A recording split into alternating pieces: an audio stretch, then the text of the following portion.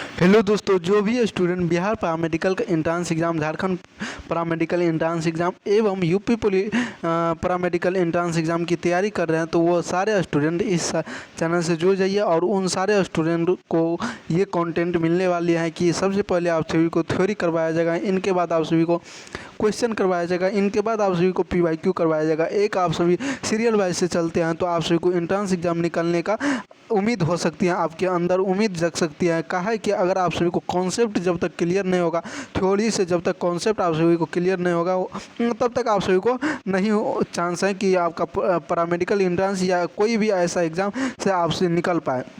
जब तक concept clear नहीं होगा तब तक आप सभी से क्वेश्चन नहीं बनेगा। अगर क्वेश्चन नहीं बनता है तो आपका नंबर नहीं गेन करेगा, नंबर नहीं उठेगा। ये सारे प्रॉब्लम आप सभी को झेलना पड़ेगा। इसलिए सबसे पहले आप सभी थ्योरी कोशिश करिए करने के बाद, और इनके बाद थ्योरी ख़त्म होते ही आप सभी को लाया जाएगा, आप सभी के सामने लाया जाएगा एक क्वेश्चन का क्लास। क्या जैसे कि पिछले क्लास में चली थी, फिजिक्स का फर्स्ट चैप्टर ख़त्म हो गया, उनके बाद केमिस्ट्री का शुरुआत किया गया, लेकिन फिजिक्स का फर्स्ट चैप्टर ख़त्म होते ही उन पे 30 to 50 क्वेश्चन करवाया गया।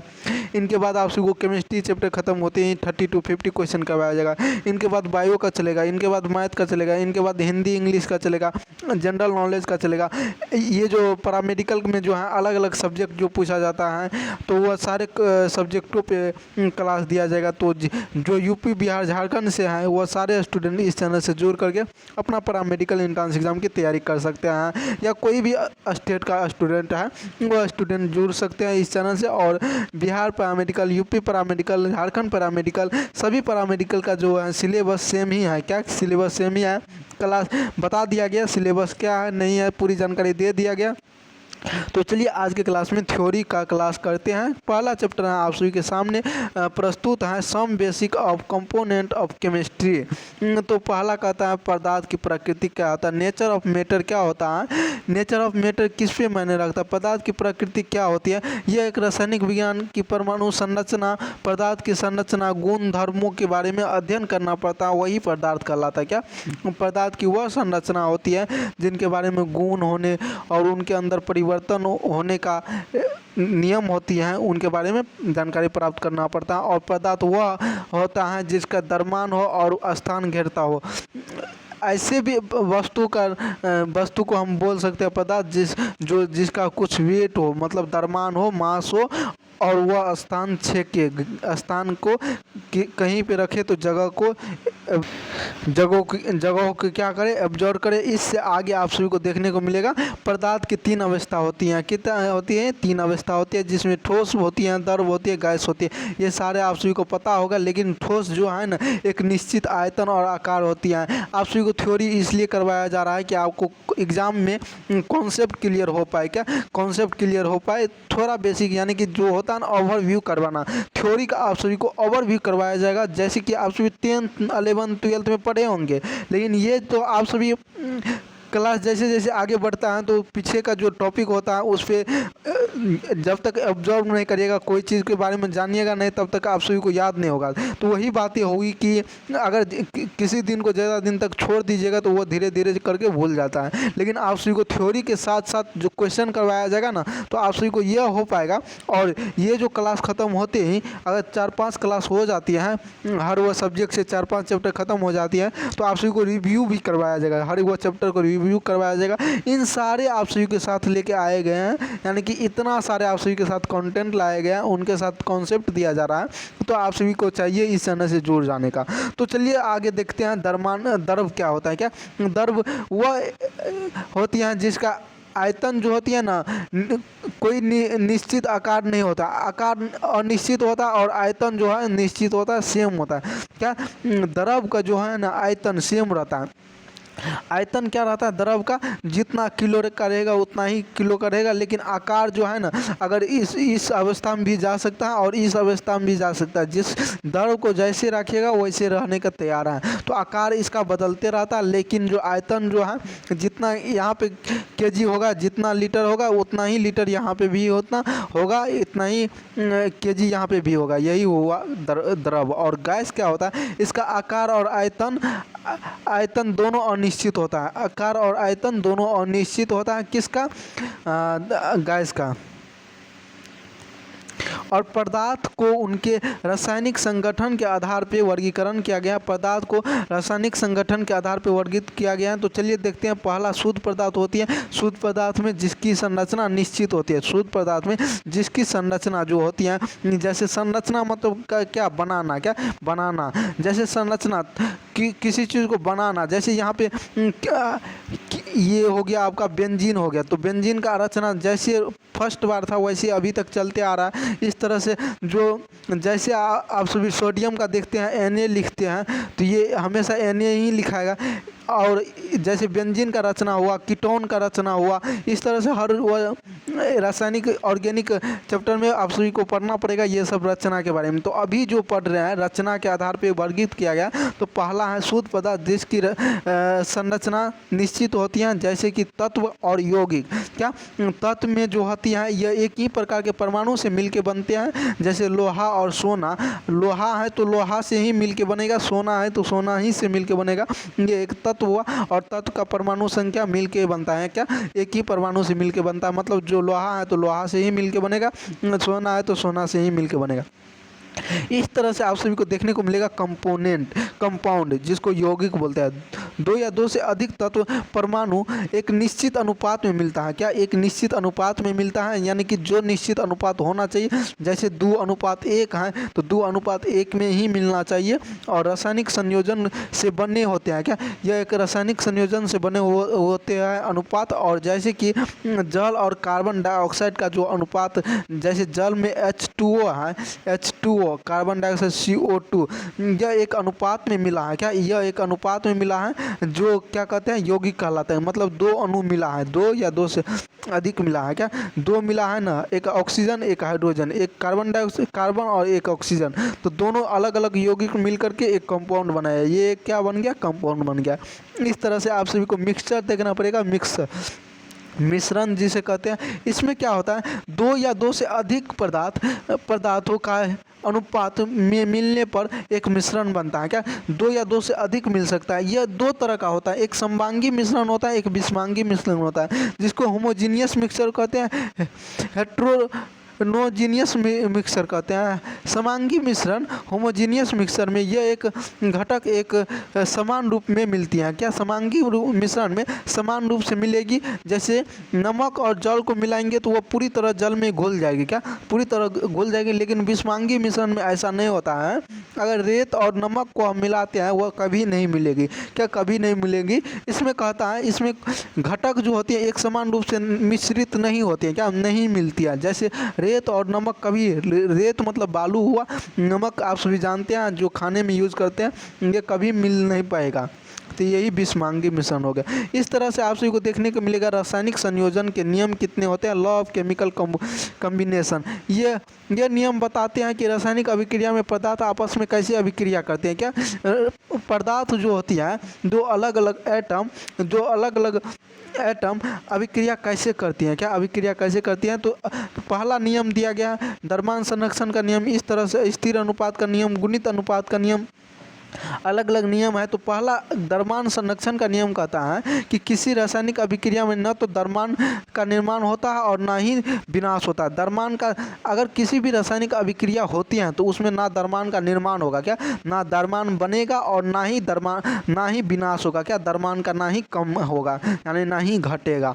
ठीक इस तरह से स्थिर अनुपात का नियम कहता है यह दिए गए यौगिक में तत्वों के अनुपात हमेशा द्रव्यमान के अनुपात के समान होता है। तत्व में जो अनुपात होगी वही द्रव्यमान के अनुपात के अनुसार समान होगा। क्या द्रव्यमान के अनुसार समान होगा, जितना द्रव्यमान का होगा उतना समान हो जाएगा, उतना पे समान हो जाएगा। इस तरह से गुणित अनुपात का नियम क्या होता है, law of multiple proportion.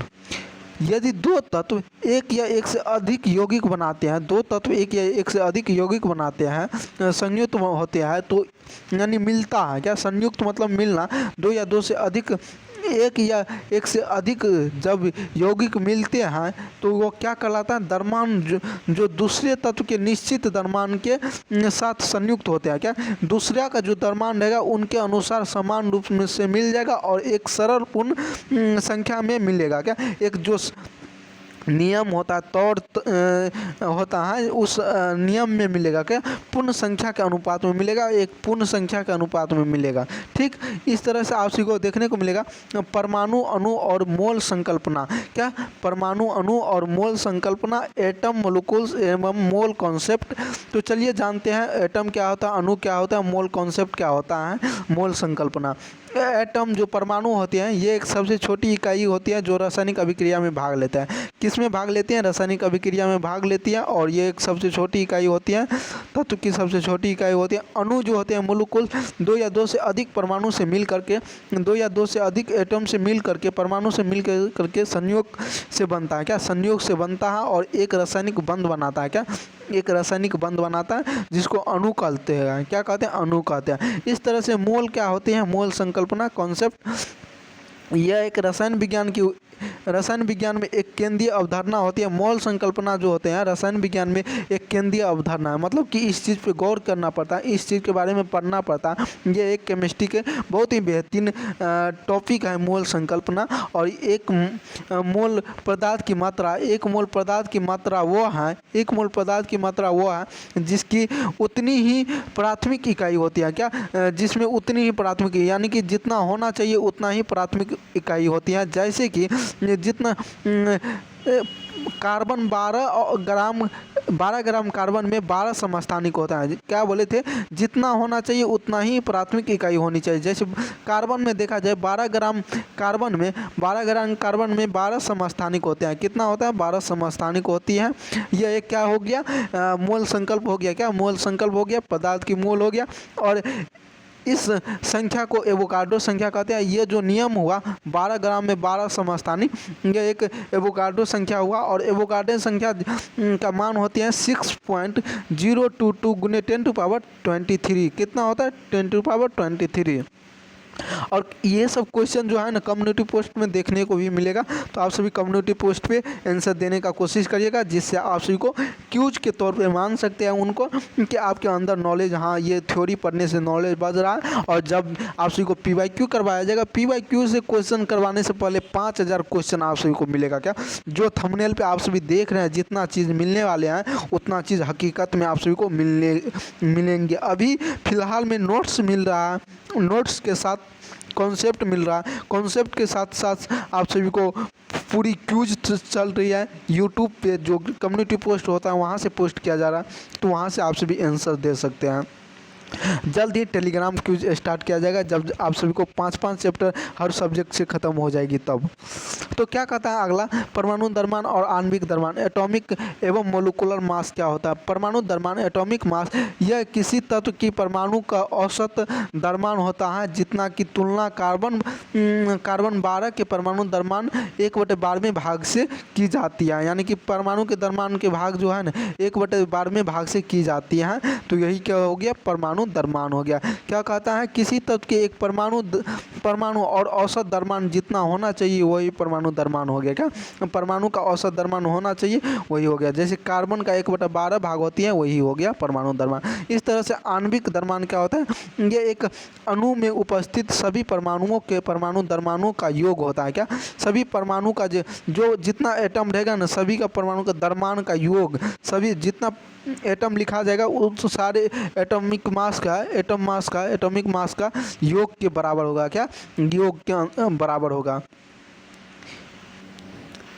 Addition के बराबर आणविक द्रव्यमान कहलाएगा। इस तरह से स्टोइकियोमेट्री, क्या स्टोइकियोमेट्री क्या होता है, स्टोइकियोमेट्री ये एक रासायनिक अभिक्रिया में अभिकारकों और उत्पादों की मात्रा के बीच का मात्रात्मक संबंध बनाता है। क्या, मात्रात्मक संबंध बनाता है किसके किसके बीच, अभिकारक और उत्पाद जो निकल के आएगा, जिसके साथ अभिक्रिया करवाया जाएगा। क्या, जिसके साथ अभिक्रिया करवाया जाएगा और जो बनेगा उत्पाद जो बनेगा उनके साथ जो संबंध मिल के आया ना वही क्या कहलाया, वही जो है स्टोइकियोमेट्री कहलाया। क्या कहलाया, स्टोइकियोमेट्री। और अगला होता है मोलरता और मोललता। क्या, इसमें पढ़ना पड़ता है मोलरता और मोललता क्या होती है, ये दोनों चीज़ के बारे में अभी जानकारी प्राप्त करते हैं।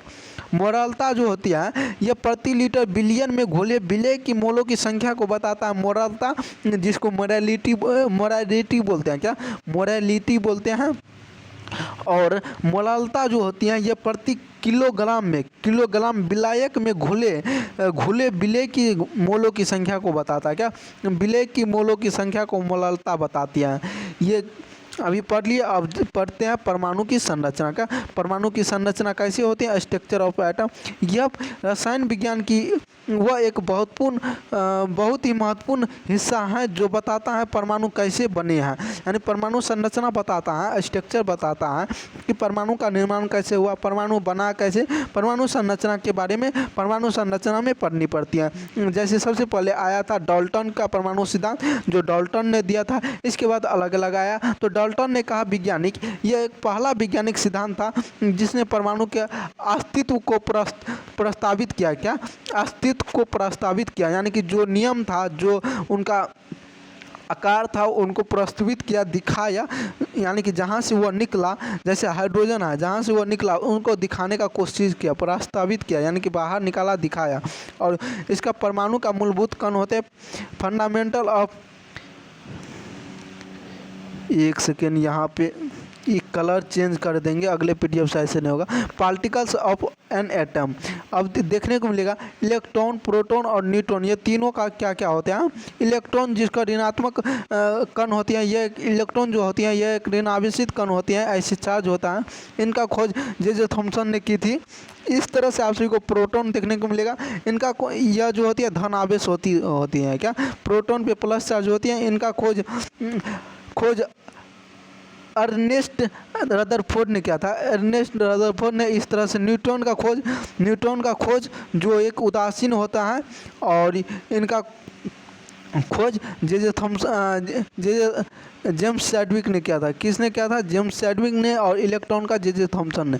इस तरह से परमाणु मॉडल, एटॉमिक मॉडल, ये क्लास अगली क्लास में पढ़ेंगे। इनसे आगे ये चैप्टर बहुत ही लंबा है, तो आप सभी इस चैनल से जुड़े रहिएगा। आप सभी को पूरी नोट्स के साथ आप सभी को क्लास मिलेगी, और आप सभी इस चैनल से जुड़ जाइए। और ये जो पीडीएफ जो होती है टेलीग्राम ग्रुप में मिलेगी, तो आप सभी टेलीग्राम ग्रुप में कोशिश करिए जुड़ने का, और इस चैनल से जुड़ जाते हैं तो आप सभी को क्लास जो है फ्री में होगी, और आप सभी को पूरी नोट्स के साथ, स्ट्रेटजी के साथ आप सभी को तैयार किया जाएगा एग्जाम से पहले। तो आप सभी जुड़ जाइए। जय हिंद।